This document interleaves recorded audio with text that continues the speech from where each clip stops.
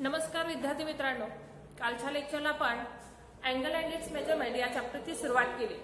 आज आपण त्याच्या पुढे जाणार. त्यापूर्वी बघूया angles in a standard position. म्हणजेच काय? In a coordinate plane if initial ray lies along the positive x-axis and terminal ray in a coordinate system, that is along x-axis and y-axis, if initial ray OA lie along the positive x-axis, vertex is at the origin. काय घ्या? Initial ray positive X axis मध्ये vertex हा origin असेल, then terminal ray anywhere in the quadrant. That is the angle AOB is called angle in a standard position. Then next आपण कालच्या video मध्ये बघितलेला हा अँगल हा स्टँडर्ड पोझिशन आहे. आपण टर्मिनल रेज कुठे घेतले? In a second quadrant, lies in a third quadrant or in a fourth quadrant. कुठेही घ्या. Such angles are called as angles in a standard position. म्हणजेच angle AOB is in a standard position. आणखी काय सांगता येतं? Angle AOB lies in a first quadrant, angle AOC lie in a second quadrant, angle AOD lie in a third quadrant, AOE lie in a fourth quadrant. म्हणजेच काय असायला पाहिजे? Initial ray lies along positive x axis, vertex is at the origin, then terminal arm anywhere in the quadrant, then such angles are called as angles in a standard position. म्हणजे साधे angles हे standard आहेत का? तर नाही. त्यावेळी इथं जर आपण हा अँगल घेतला, angle BOC is not a standard position, कारण याचा इनिशियल रे हा पॉझिटिव्ह एक्स ऍक्सिस वरती नाही आणि व्हर्टेक्स हा जरी ओरिजिन असला तरी initial ray does not lie along positive X axis. अशा टाइपचे अँगल्सला आपण म्हणतो angles in a standard position. यानंतर आपण याच्यामध्ये पाहणार आहोत ते म्हणजेच अँगल्स इन ए क्वाड्रंट. आता आज आपण यामधलाच एक पॉइंट पुढे कन्सिडर करूया, angle in A quadrant. That is angle AOB. कोणता angle? A directed angle in a standard position whose terminal arm lies in a quadrant, then angle is called in that quadrant. That is directed angle AOB lies in a first quadrant. म्हणजे कशावरून ओळखायचं आहे? त्याचा terminal arm ज्या quadrant मध्ये आहे, AOC lie in a second quadrant, AOD lie in a third quadrant, AOE lies in a fourth quadrant. म्हणजे terminal arm ज्या क्वाड्रंट मध्ये आहे त्यावरून आपण म्हणणार अँगल इन दॅट क्वाड्रंट. अशा प्रकारे हाई पॉइंट इथं कंप्लीट होईल, angle in A quadrant. Next बघूया क्वाड्रंटल अँगल्स. क्वाड्रंटल अँगल्स म्हणजे काय?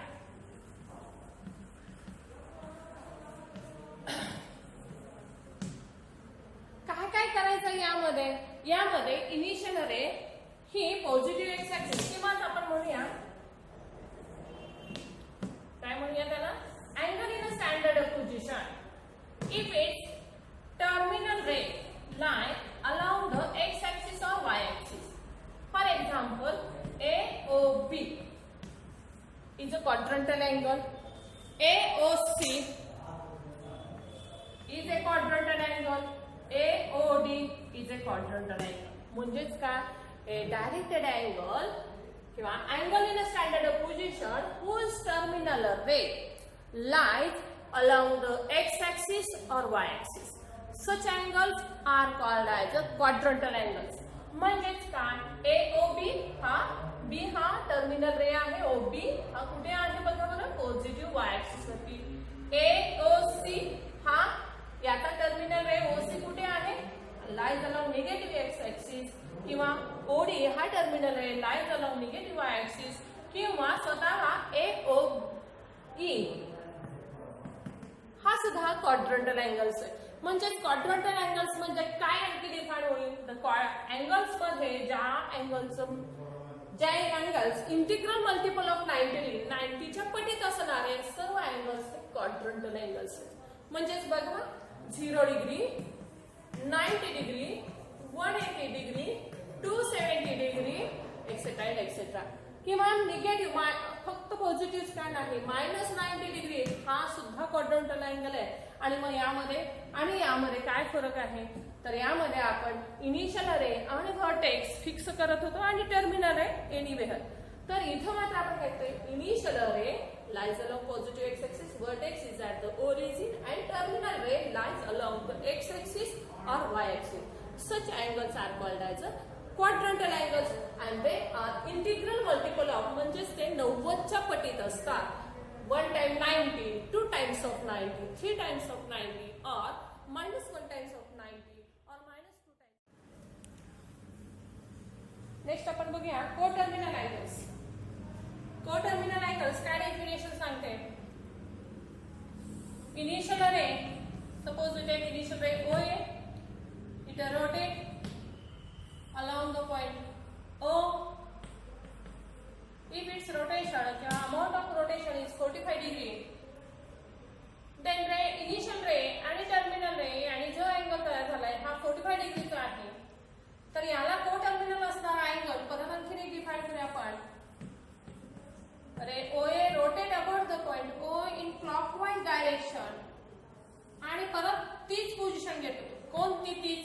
जी रे OA ची आहे तीच आपण रे OA ची घेते. आणि टर्मिनल रे ही जी काही टर्मिनल रे आहे OB तशीच तीच पोझिशन घेतली आहे ह्या दुसऱ्या अँगलने पण. पण याचा मेजरमेंट किती आहे? क्लॉकवाईज डायरेक्शननी आहे आणि हा जर 45 असेल तर 360 मायनस 45 म्हणजे -315 डिग्रीचा हा अँगल आहे. हा अँगल आहे +45 डिग्रीचा. असे हे दोन अँगल्स कोटर्मिनल आहेत. अजून काही कोटर्मिनल सांगता येतात का? हा यस. यासाठी काय करावं लागेल? Initial ray OA it rotate about the point O in anti clockwise direction. It completes one rotation. आणखी परत OB ची पोझिशन घेत आहे. काय झालं? याचं मेजरमेंट तेच राहिलं का? रे इनिशियल रे आणि इनिशियल टर्मिनल रे जरी सारखे असल्या तरी अमाउंट ऑफ रोटेशन हे मात्र डिफरंट आहे. हे काय आहे? 360 + 45 दॅट इज 405 डिग्रीचं हे मेजरमेंट. हाही मग याच्याशी कोटर्मिनल. नेक्स्ट आपण बघूया आणखी इनिशियल रे घ्या OA, तो रोटेट होईल about the point O in clockwise direction. आणखी काय होतं तर क्लॉकवाईज डायरेक्शन एक कंप्लीट रोटेशन करून परत तो याच पोझिशनला आला. कोणत्या रे OBच्या. तर परत आणि जो तयार होणारा हा जो अँगल आहे हा परत कोटर्मिनल आहे. याचं मेजरमेंट किती? हा एक कंप्लीट रोटेशन -360. आणखीन तो पोझिशन रे OBचं येतो म्हणजे -315 इतकं आणखीन तो रोटेट होतो. आणखीन मग याचं टोटल मेजरमेंट आपल्याला मिळेल ते -675 डिग्री. म्हणजेच हा अँगल झाला -675 डिग्री. आता हे चारही फिगर्स ह्या कोटर्मिनल आहेत. म्हणजेच कोटर्मिनल काय सांगतं? Initial ray and terminal ray have the same positions but different measures. परंतु मेजरमेंट्स कसे आहेत? वेगवेगळे असले पाहिजे आणि पोझिशन्स मात्र सारख्याच असल्या पाहिजे. अशा अँगल्सला कोटर्मिनल अँगल्स असं म्हटलं जातं. ह्या अँगलला हे तीनच कोटर्मिनल आहेत का? नाही. Infinite numbers. कसे ते मिळतात? इफ वी रोटेट एक कंप्लीट रोटेशन घ्या, 2 कंप्लीट रोटेशन घ्या आणि परत 30 पोझिशन मिळवा म्हणजे याचं मेजरमेंट बदललं मात्र पोझिशन 30 राहिली. क्लॉकवाईज डायरेक्शन एक कंप्लीट 2 कंप्लीट असे किती रोटेशन्स आपण घेऊ शकतो? दोन्ही बाजूला म्हणजे पॉझिटिव्ह साईडला इन्फायनाइटली आणि निगेटिव्ह साईडला आणि अशी infinite numbers of coterminal angles आपल्याला सांगता येतात. आता प्रत्येक वेळेला फिगरच काढावी लागेल का? फिगर काढली नाही तरी आपल्याला कोटर्मिनल आहेत की नाहीत हे सांगता यायला हवं. त्यासाठी आपण एक प्रयोग करूया. काय करूया? 45 डिग्रीचा मेजरमेंटचा अँगल घेतला. आणखीन घेतलाय मी -675 डिग्रीचे. हे दोन अँगल्स कसे आहेत? कोटर्मिनल आहेत. मग हे कोटर्मिनल आहेत हे तुम्हाला माहितीये, मला माहितीये, आपण फिगरवरून पाहतो. मात्र मला हे आणखीन काही प्रूफ त्याला देता येतात का बघूया. या दोघांचा डिफरन्स घेऊया. डिफरन्स म्हणजे काय? 45 डिग्री मधून दुसरा जो काही आहे किंवा जो काही नंबर आहे तो सबट्रॅक्ट करा. सबट्रॅक्ट करण्यासाठी आपण हे साइन दिलं आणि हा अँगलचं जे आहे हेच डिफाइन केलं. ह्या दोघांचा डिफरन्स हा किती येतो? हे किती झालं? 45 + 6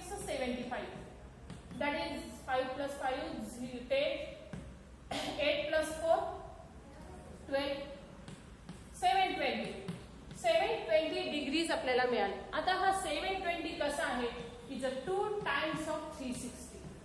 म्हणजे या रिलेशन कोटर्मिनल असतील तर काय मिळालं, तर त्या अँगलचा डिफरन्स हा कसा असतो, इंटिग्रल मल्टिपल म्हणजेच काय 360 च्या पटीत, इंटिग्रल मल्टिपल ऑफ 360 डिग्री. 360 च्या पटीत असणाऱ्या म्हणजे कोणत्याही दोन अँगलचा डिफरन्स हा जर 360 किंवा त्याच्या पटीत असेल तर त्या अँगल्सला कोटर्मिनल अँगल्स असं म्हणतात. मग कोणकोणते अँगल्स आहेत, आता आपण कोणतंही एक एक्झाम्पल घेऊ शकतो. कोणतं घेऊया, कोणतेही घ्या. फॉर एक्झाम्पल मी 30 डिग्री आणि 390 डिग्रीचे हे दोन अँगल्स घेतले. दोन्हीचे मेजर्स कसे आहेत, पॉझिटिव्ह आहेत. कुणालाही आपण एकाला निगेटिव्ह सुद्धा सांगितलं. मी हा -30 आणि +390 डिग्रीचे दोन अँगल्स घेतले. यांचा डिफरन्स -30, एकातून काय करायचं, दुसरा मायनस करायचा, -390. त्या दोघांचा डिफरन्स किती, -300 नाही, -420 डिग्रीचे. आता हा इंटिग्रल मल्टिपल ऑफ 360 आहे का, 420 हा 360 च्या पटीत नाही, is not integral multiple of 360. आणि म्हणून काय सांगते, -30 डिग्री आणि 390 degrees are not coterminal angles. आणि मग हे दोन अँगल्स कोटर्मिनल नाहीत. का नाहीत, कारण या दोघांचा डिफरन्स हा 360 च्या पटीत नाही. आता 360 च्या पटीत असणारे अंक फक्त एकदा आपण बघूया. 360, 360, 720, त्यानंतर तिप्पट किती आहे 1080, चौपट आहे 440 डिग्री. हे फक्त पॉझिटिव्हच असून चालत नाही तर निगेटिव्ह सुद्धा आहे. म्हणजे प्लस और मायनस, दुप्पट, तिप्पट, चौपट, पाचपट, कितीही पट. म्हणजेच हे पण कसे येतील, इंटिग्रल, इंटिजर्स हे कसे आहेत, इन्फिनिटली आहेत. अँड देयरफॉर हे काय येतील तुम्हाला, याच्या पटीत असणारे सर्व अँगल्स किंवा त्या दोघांचा डिफरन्स हा याच्या पटीत असेल, 360 असेल, 720 असेल, 1080 असेल, तर हे अँगल्स हे कोटर्मिनल असतात.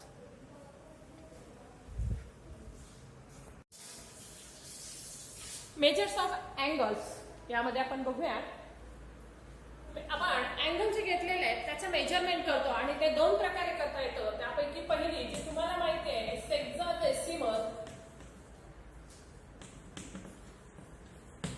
सेक्साडेसिमल सिस्टीम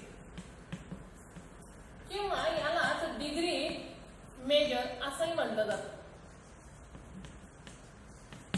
काय आहे हे मेजरमेंट बघूया. तर आपण यामध्ये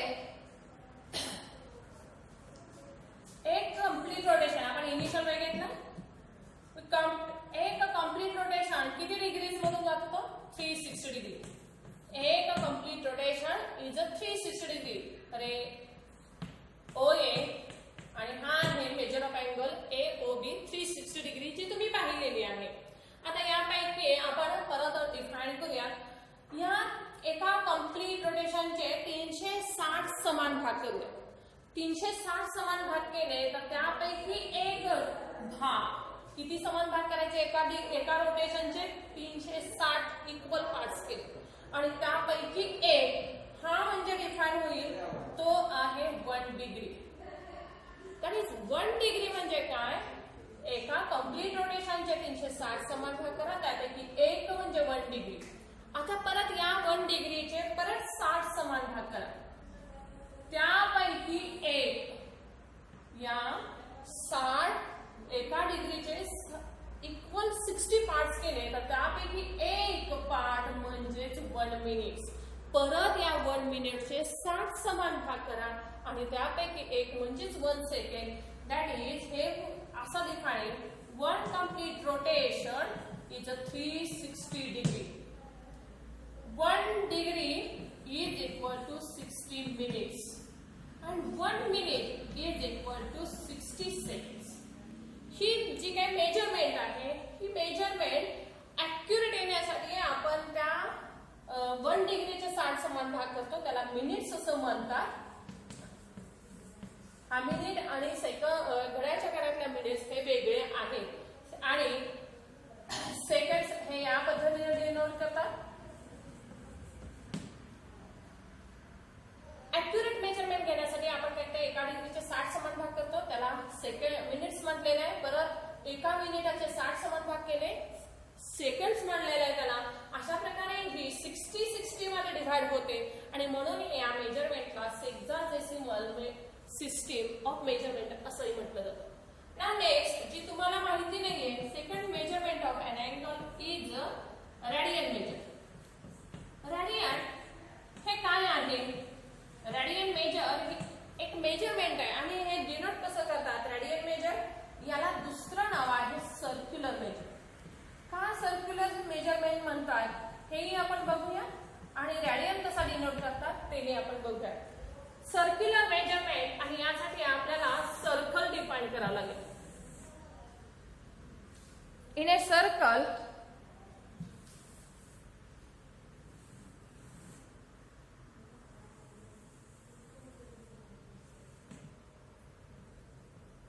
ऑफ सेंटर ओ. ओ हा सेंटरचा आपण सर्कल घेतला आणि या सर्कलचा रेडियस घेतलेला आहे आर इतकाच. रेडियस किती घेतलेला आहे? आर.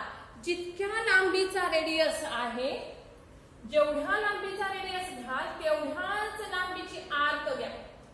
समजा ही आर्क आहे ज्याची लेंथ आपण घेणार आहोत आर इतकीच. जितक्या लांबीचा रेडियस तितक्याच लांबीचे आर्क घेतला. ही रेडियस आपण मांडली ओ ए, याची लेंथ आहे किंवा रेडियस आहे आर, तितक्याच लांबीची आर्क घ्या ओ बी आणि हा आर्क ए बी ने जो काही अँगल सबटेंड झालेला आहे या अँगलचं मेजरमेंट असतो 1 रेडियन आणि तो असा लिहितात डोक्यावरती स्मॉल सी.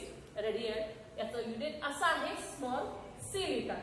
रेडियन मेजर आणि ही डेफिनेशन आता इथं डिफाइन होते पहा. Radian measure is the measure of central angle whose length of arc किंवा whose length of the radius is equal to the length of its arc. Then the central angle subtended by an arc is called as 1 radian. ही आहे 1 radian ची definition. आता मग यावरून आपल्याला म्हणजे radius वाढला तर ही रेडियन वाढतो का? आपण काय आणि ही डिफाइन कुठे झाली आहे? सर्कल मध्ये. सर्कलच्या रेडियस समजा आपण हा रेडियस वाढवला, रेडियस याच्या दुप्पट केला तर काय होईल बघा बरं. दुप्पट केला रेडियस तर यामध्ये काय बदल झाला? रेडियस लांबीला वाढला. त्याच प्रमाणात काय होईल? हा जो काही आर्क आहे ह्या आर्कची लांबी सुद्धा त्याच प्रमाणात वाढते आणि मग केंद्राशी तयार झालेला हा जो अँगल आहे तो किती बदलला का? नाही. आपली डेफिनेशन काय सांगते? जेवढ्या लांबीचा रेडियस तितक्याच लांबीचे जर आर्क असेल तर त्या आर्कने केंद्राशी तयार झालेला अँगल हा 1 रेडियन आहे आणि मग इथं 1 रेडियन मध्ये बदल झाला नाही. आपण हा आर्क ह्याची लांबी हाफ करूया तर या आर्कची लांबी काय झाली? तितक्याच प्रमाणात कमी झाली आणि मग परत जेवढ्या लांबीचे रेडियस आहे तितक्याच लांबीची जर आर्क असेल तर परत केंद्राशी तयार होणारा हा जो आर्कमुळे तयार होणारा हा जो अँगल आहे तो 1 रेडियन आहे. म्हणजे डेफिनेशन आपण जो घेतो रेडियसशी रिलेटेड घेतो, मात्र त्या रेडियसमुळे त्या केंद्राच्या तयार होणाऱ्या अँगल वरती कोणताही बदल होत नाही. जर रेडियस वाढला तर अँगल वाढत नाही, रेडियस कमी झाला तरी तो अँगल कमी होत नाही आणि हा कसा आहे? मग हा कॉन्स्टंट आहे. That is radian measure is a constant. हा थेरम आहे पहा. मेजर ऑफ थेरम मध्ये काय काय दिलेलं आहे बघ ना. The radian so defined is independent of the radius of the circle and is pi radian is equal to 180 degree. हा प्रूव्ह करायचं आहे आपल्याला. आता आपण याच फिगर वरती हा प्रूव्ह करूया. काय काय करूयात तर यामध्ये मी फिगर मध्ये थोडासा बदल करणार आहे. स्ट्रेट अँगल आपण घेऊया. तिथं AOC असं त्याचं नाव घेऊया. मेजर ऑफ अँगल AOC तुम्हाला माहिती आहे किती आहे? हा स्ट्रेट अँगल आहे, सरळ 180 डिग्री याचं मेजरमेंट आहे. आता आपल्याला काय घ्यायचं आहे, याचे आर्क काय येईल, स्ट्रेट अँगल AOB याची आर्क आहे AC. याची लांबी किती आहे हेही आपण हे सर्व आधी मांडून घेऊया.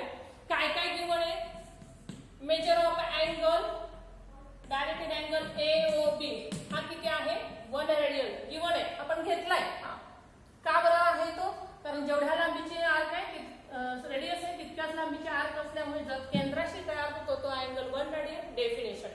त्यानंतर मेजर ऑफ अँगल AOC हा किती आहे 180 डिग्री किंवा हा 2 टाइम्स राईट अँगल आहे.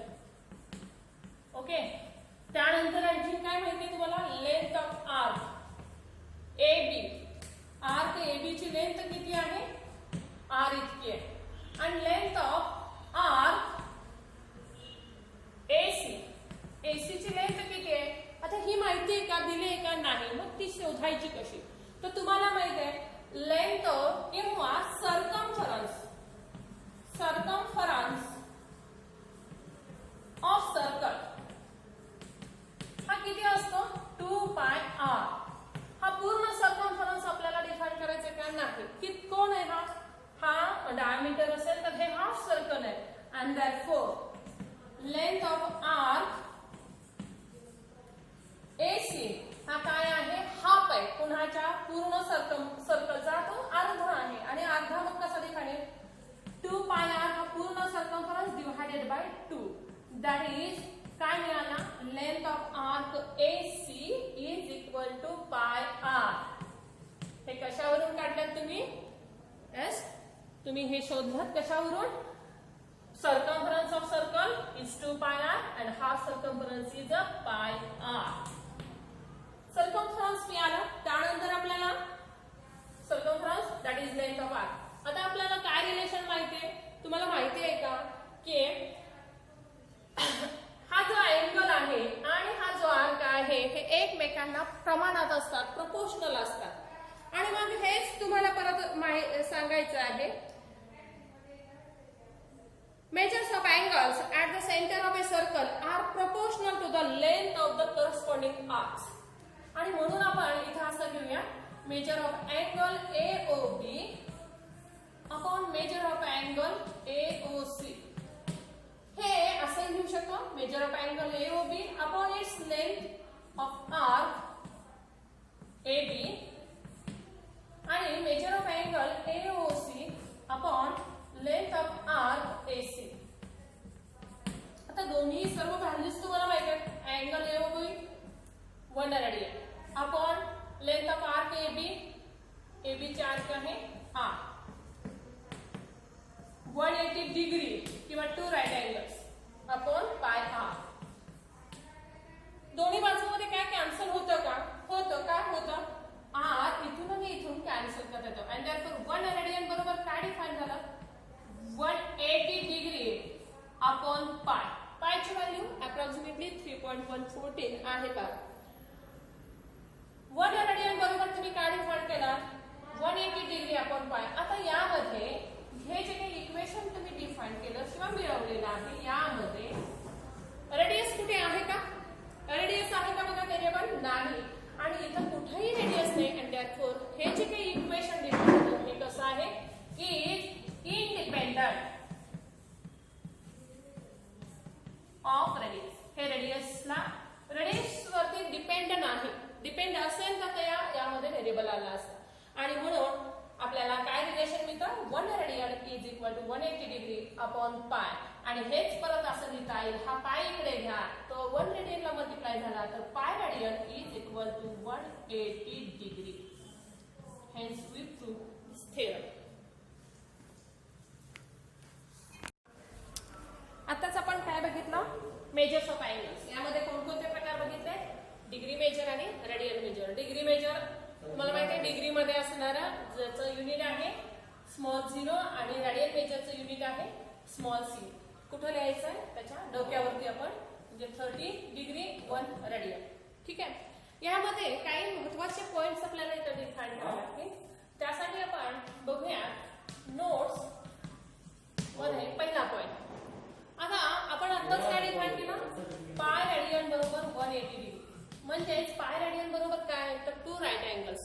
आता समजा माझ्याकडे थीटा रेडियन आहे, तर थीटा रेडियनला मला डिग्रीमध्ये कन्वर्ट करायचं असेल तर काय करायला हवं, तर इथं आपण पहिल्यांदा याच्या पूर्वी आपण पाहिलेलं 1 रेडियन बरोबर काय घेतलं तर 180 अपॉन पाय डिग्रीमध्ये. ओके, काय केलं मग थीटा रेडियन इथं मल्टिप्लाय करा थीटा रेडियन या इक्वेशनला.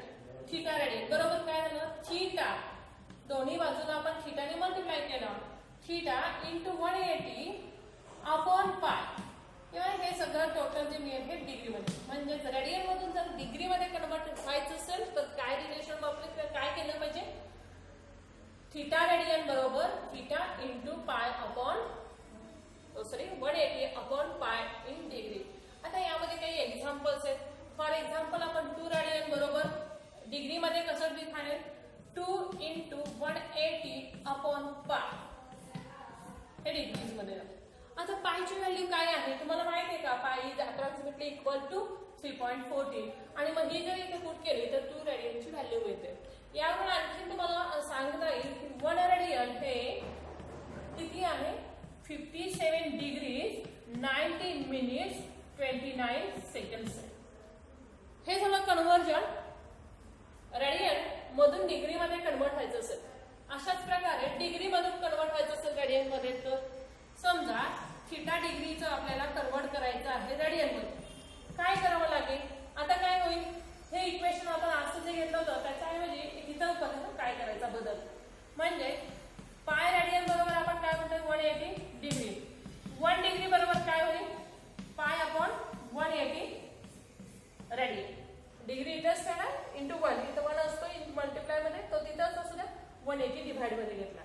म्हणजेच या जर इक्वेशनला जर थीटाने मल्टिप्लाय केलं दोन्ही बाजूला तर थीटा डिग्री ही व्हॅल्यू इथं लिहिलेलं is equal to theta into pi upon 180 radian. म्हणजेच डिग्री मधून कन्वर्ट होता येतं रेडियन मध्ये. फॉर एक्झाम्पल 30 डिग्री बरोबर काय करतं पण थीटाची व्हॅल्यू 30 घेतली तर या थीटाची पण थीटा 30 ठेवा इंटू कशाने मल्टिप्लाय करायचं पाय अपॉन 180. काय मिळालं पाय अपॉन 6 रेडियन. म्हणजे 30 डिग्रीचं कन्व्हर्जन आपल्याला रेडियन मध्ये करता येतं. त्यासाठी आपण हा फॉर्म्युला हे आपण नोट मध्ये लिहून घेणार आहोत. आता मला सांगा 1 डिग्री बरोबर किती आहे, 1 डिग्री बरोबर काय डिफाइन होईल, इथं 1 डिग्री आपण डिफाइन केलेलं आहे तर पायची व्हॅल्यू 3.14 ठेवली डिवायडेड बाय 180 केलं तर ही व्हॅल्यू आपल्याला मिळते 0.0175 रेडियन. अप्रॉक्सिमेटली ह्या व्हॅल्यूज आहेत. पायची व्हॅल्यूज मुळात अप्रॉक्सिमेट असल्यामुळे आपण ह्या व्हॅल्यूज जशा पुट करू तशा ह्या व्हॅल्यूज आपल्याला अप्रॉक्सिमेटली मिळतील, नॉट इक्वल, अप्रॉक्सिमेट. ठीक आहे, अशा प्रकारे आपण रेडियन मधून डिग्री आणि डिग्री मधून रेडियन मध्ये कन्व्हर्ट करता आलं. तसंच आपण 1 रेडियनची व्हॅल्यू आपण पाहिली आणि 1 डिग्री सुद्धा पाहिली. नेक्स्ट आपण बघूया काही महत्वाचे फॉर्म्युले इथं आपण डिफाइन करणार. कोणते ते म्हणजे डिग्री मध्ये जर अँगल असेल तर ते रेडियन मध्ये कन्वर्ट तर करायचेच आहे. करायची मेथड तुम्हाला माहिती आहे, मात्र आपल्याला ते फास्टली करायचे असतील तर त्यासाठी आपण एक टेबल तयार करूया.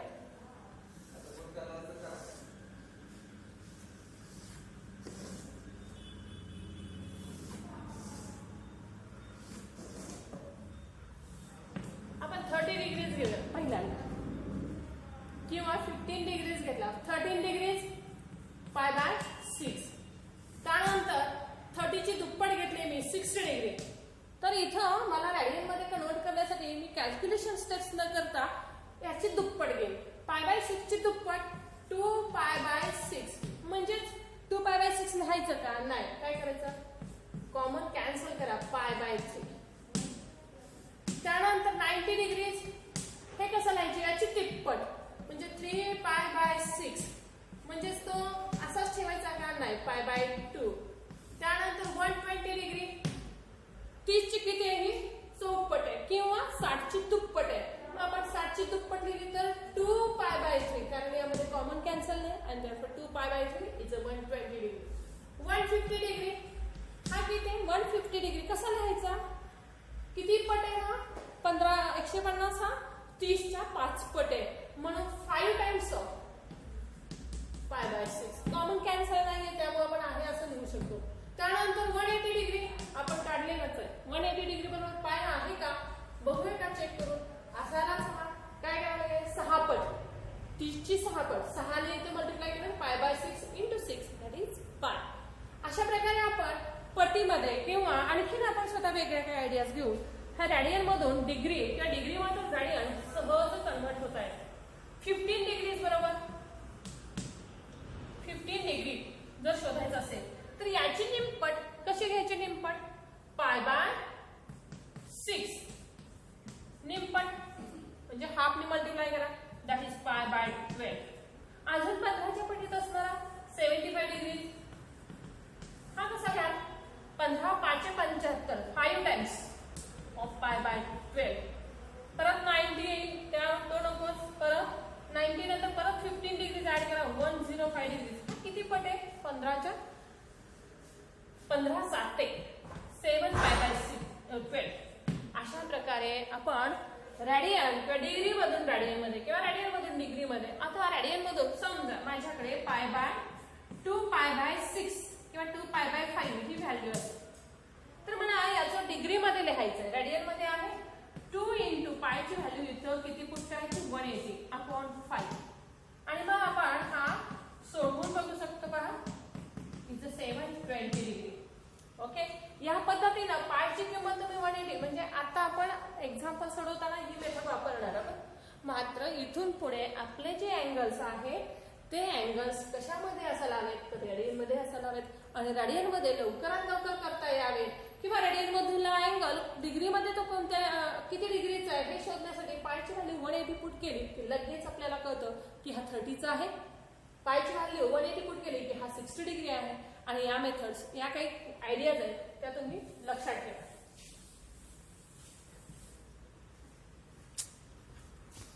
चला बघा नेक्स्ट आपण नोट 4 पाहणार आहोत. आता या घड्याळामध्ये किती वाजलेत असा प्रश्न असणार नाही. किती वाजलेत आहे 2 वाजलेत. मात्र प्रश्न काय का ह्या 2 काट्यामधनं किती अँगल आहे. हा अँगल शोधण्यासाठी तुम्हाला काय काय बघावं लागेल तर या प्रत्येक मिनिटला तो किती डिग्रीज पास करतो आणि मग परत आपण आणखीन असं हा फक्त बरोबर 2 वाजलेत म्हणजे तास काटा अगदी 2 वरती आहे. मिनिट काटा हा 12 वरती आहे. मात्र बऱ्याच वेळेला घड्याळात अगदी करेक्टच वाजलेले नसतात. 2:35 2:40 किंवा कितीही वाजले असेल तेव्हा तो तास काटा सुद्धा थोडा पुढे सरकलेला असतो. आणि अशा वेळेला अँगल परफेक्ट काढण्यासाठी काय करावं लागतं यासाठी आपण मिनिट हँड आणि अवर हँड यांचं रोटेशन पाहणार. यासाठी आपण बघूया एक कम्प्लीट रोटेशन किती डिग्रीज मधून जातो. हा एक कम्प्लीट रोटेशन केलं तर हा मिनिट हँड 360 डिग्रीज म्हणजे कुठलंही एक रोटेशन म्हणजे 360 डिग्रीजच आहे. एक कम्प्लीट रोटेशन म्हणजे किती मिनिट्स आहेत 5 10 15 म्हणजे 60 मिनिट्स आहेत. बरोबर 60 मिनिट्स म्हणजे एक कम्प्लीट रोटेशन बरोबर 360 डिग्रीज आणि एक कम्प्लीट रोटेशन बरोबर 60 मिनिट्स आणि म्हणून दोघांनी इक्वल घेतले तर 60 मिनिट्स बरोबर 360 डिग्रीज. मग 1 मिनिट बरोबर 360 degrees upon 60 that is 6. 1 minute याची व्हॅल्यू म्हणजे 1 मिनिट जेव्हा तो पास होईल तेव्हा तो किती डिग्रीज मधून पुढे जातो बरोबर 6 डिग्रीज मधून तो जातो. त्यानंतर आपण अवर हँड साठी सुद्धा विचार करूया. असंच करायचं our hand 1 complete rotation 360 degree. एका कम्प्लीट रोटेशन मध्ये तो किती तास फिरतो 12 तास. आता हे दोन्ही इक्वल आहेत आणि म्हणून 12 अवर्स बरोबर किती घ्यायचे 360 डिग्री. 1 आवर बरोबर 360 डिग्री अपॉन 12 किती मिळाले 30 डिग्री. एका तासामध्ये तो 30 डिग्रीज पास करतो. आता एका तासाला एवढा करत असेल तर एका मिनिटाला किती 1 तास म्हणजे 30 डिग्री तर एका तासाचे 30 डिग्री होत असेल तर 1 तास बरोबर आपण काय लिहायला होतो 60 मिनिट्स. 30 डिग्रीज असेल तर 1 minute is equal to 30/60 degrees, that is 1/2 degree. म्हणजेच एक रोटेशन बरोबर 360 डिग्री, एक रोटेशन बरोबर 12 तास. आणि मग हे दोन्हीही इक्वल घेतले तर एका तासाबरोबर 30 डिग्री जातो. तर एका मिनिटासाठी तो किती डिग्री तास काटा कसा भेटतो? दोन्ही इक्वल आहेत. 1 मिनिट बरोबर 6 डिग्री आणि 1 मिनिट बरोबर, परंतु हे दोघंही वेगवेगळे काटे आहेत. कोणतं आहे? मिनिट हँड 6 डिग्री पास करतो म्हणजे तो जरा जास्त फास्ट पळतो, तसा तास काटा पळत नाही, तो स्लो असतो आणि त्याचं मेजरमेंट किती येईल? 1 मिनिटाला तो फक्त ½ डिग्री पुढे सरकतो. आणि मग अशा प्रकारे या दोन काट्यातील अंतर आता इथं अगदी परफेक्ट आहे आणि इथं फक्त तो किती डिग्रीचं measurement? 30 + 30 that is equal to 60 डिग्रीचं अंतर, तो हा दोन काट्यामधलं अंतर 60 आहे. मात्र हे बऱ्याचदा इथून पुढे जर समजा त्याला 5 मिनिटात पुढे घेतला असता तर यामधला अँगल 30 आणि तो 5 मिनिटामध्ये किती डिग्रीज पुढे गेला तो तास काटा? 1/2 × 5 मिनिट्स. अशा प्रकारे 30 - 5 × 1/2 इतकं करावं लागेल. म्हणजे 2 वाजून हा जर काटा आता मी इथं दाखवते, हा इथं असेल तर यामधलं अँगल जर काढायचं असेल तर हे रिलेशन एवढं तुम्हाला मिळेल. कारण हा बरोबर इथं या दोघांमधला अंतर 5 आहे, मायनस नाही तर तो प्लस होणार कारण तो पुढे जाणार, थोडासा पुढे जाणार. 30 + 5 × 1/2 आणि अशा प्रकारे हे जे काही रिलेशन आहे हे ह्या दोन काट्यामधलं अंतर असेल. ठीक आहे. नेक्स्ट आपण बघूया length of arc and area of sector of a circle. हे माहिती आहे तुम्हाला? AOB हे जे काय दाखवले फिगर मध्ये, AOB हा मी दाखवते पहा. ही आहे वर्तुळ पातळी. आपण या वर्तुळ पातळीचा आर्कची लांबी काढणार आहोत आणि हा एरिया. आता हे आपला सिलेबस मधून या वर्षी जरी डिलीट झालं असलं तरी याचे फॉर्म्युले तुम्हाला सीईटी किंवा जेई साठी विचारले किंवा काही याच्यावरचे एक्झाम्पल्स असू शकतात आणि त्यासाठी आपण फक्त फॉर्म्युले घेणार आहोत. हा जे काही आर्कची लांबी आहे यस, हा फॉर्म्युला इथं डिफाईन करणार आहोत. S is equal to R theta. आता आर म्हणजे काय? रेडियस. आणि थिटा म्हणजे काय? अँगल. कुठे? हा at the centre. S is equal to R theta. S म्हणजे काय आहे? S is the length of arc. R is a radius. आणि थिटा काय आहे? Theta is angle. Is angle in a radian. हे पात्र अतिशय महत्वाचं आहे. हा जो थिटा असतो हा नेहमी रेडियन मध्येच असायला हवा. हा जर डिग्री मध्ये असेल तर याची काही व्हॅल्यू तुम्हाला मिळेल की चुकीची असते आणि म्हणून थिटा हा नेहमीच रेडियन मध्ये घ्या. हा कॉन्सेप्ट खूप महत्वाचा आहे. म्हणजे तुम्हाला फॉर्म्युले सहज कुठेही बघायला मिळतील. मात्र थिटा हा जो अँगल घेणार आहात हा डिग्री मध्ये घ्यायचा नाही, तो रेडियन मध्ये. डिग्री मध्ये असेल तर तो रेडियन मध्ये कन्वर्ट करा. नाउ नेक्स्ट आता आपण पाहणार आहोत एरिया. Area of sector. हा जो काही सेक्टर आहे या सेक्टरचा एरिया कसा डिफाइन होतो? Is 1/2 r² theta. Again theta हा कसा असला पाहिजे? रेडियन मध्ये. ए म्हणजे काय? ए परत आपण इथं ए डिफाइन करूया. Area of sector is equal to 1/2 r² theta. Theta in radian आपण मांडलाच पाहिजे असं नाही, तरी हा रेडियन मध्येच असायला हवा. हे दोन फॉर्म्युले इथं आपल्याला आहेत. मात्र हा सिलेबस डिलीट झाला असला तरी तुम्हाला ते पुढे लागतील आणि म्हणून आपण इथं घेतले. आता इथ्यावरून मला आणखी तुम्हाला सांगायचंय 1/2 r² असा लिहितो r × r थिटा. r थिटाची व्हॅल्यू काय लिहिता? r theta is equal to s and therefore area of sector हा आणखीन असा दिले 1/2 r × s असाही लिहिता येऊ शकतो. अशा प्रकारे आपण या चॅप्टरचा थेरी पार्ट हा शेवट केलेला आहे. पहा शेवटी आपण काय घेतोय? Length of arc s is equal to r theta and area of sector is 1/2 r² theta. याच्यावरची एक्झाम्पल आपल्या परीक्षेला नाहीये, मात्र सीईटी आणि जेईच्या तयारीसाठी तुम्ही हे फॉर्म्युलेस तयार करून ठेवा किंवा फक्त फॉर्म्युले लक्षात ठेवा यामध्ये सर्वात महत्वाचं आहे थिटा हा डिग्रीमध्ये नको तर रॅडियन मध्येच असायला हवा. आणि हा सेक्टर वर्तुळ पाकळी आपण म्हणतो याला, आणि त्याची ही आर्कची लांबी आणि एरिया. अशा प्रकारे आपण हा अँगल आणि इट्स मेजरमेंट या चॅप्टर मध्ये काय काय बघितले. डायरेक्टेड अँगल, त्याच्या types, angle in a standard position, quadrantal angle, coterminal angles, अँगलचं मेजरमेंट, सेक्सॅसिसिमल, रेडियन मेजर, त्यावरचा एक theorem, radius is independent of the आणखीन काय पाहिजे की तो radian measure is a constant measure आहे, तो कॉन्स्टंट असतो, स्थिर असतो. आणि त्यानंतर आपण त्याच्यावरच्या काही नोट्स पाहिलेले आहेत. आणि लास्ट आपण पाहिलंय length of arc and area of sector. Thank you.